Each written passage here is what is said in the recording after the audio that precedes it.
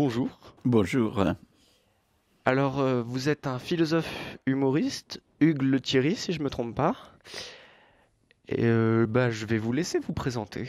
J'ai connu un tas de postes, par exemple 3 ans coopération en Algérie. Mon premier livre, c'était tout simplement issu de ma thèse. Ça, c'est la première édition. Ensuite, il a été réédité et il était préfacé par Albert Jacquard, le biologiste qui est mort il y a quelques années.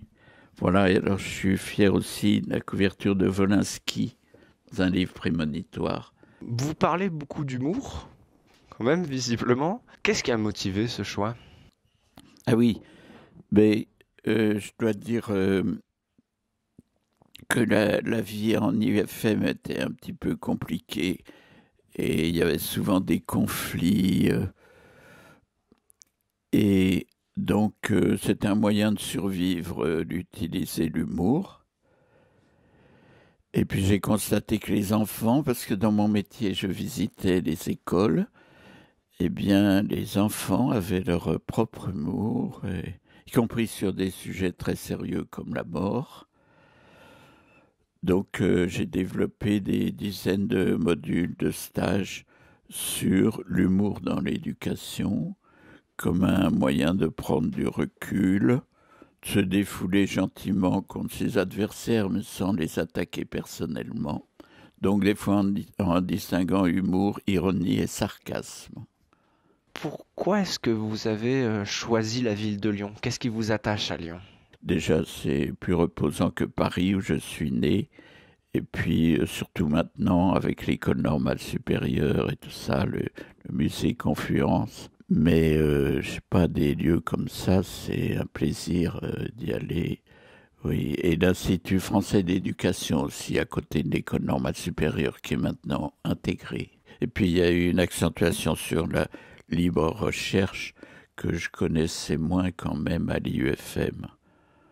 Alors, pour notre dernière question, nous, à l'association Couleur Café Citoyen, nous faisons une radio qui s'appelle Résistance, ce qui donne cette question.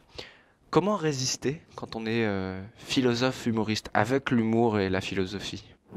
Ah oui, ben, je peux prendre comme référence le point de départ Jean Kelevitch, donc un prof que j'avais eu à la Sorbonne et donc qui fait l'objet d'une exposition, j'ai dit, à la BNF.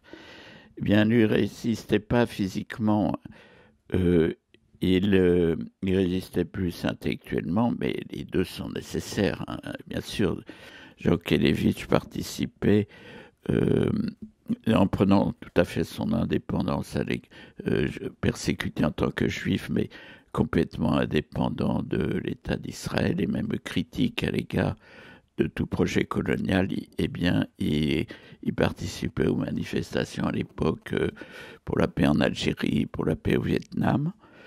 Donc, résistance à l'occupant et ensuite, par extension, résistance contre certains types de domination coloniale ou autres, y compris au sein de la ville, qui possède la ville. Parce que souvent, par exemple, on va dire, mais Colomb est efficace. Mais efficace pour qui? Efficace, ça veut dire qu'il met en œuvre des moyens, mais dans quel but? Et c'est là que, évidemment, les gens ne sont pas tous d'accord. Alors, merci beaucoup et bonne journée. Merci et à bientôt.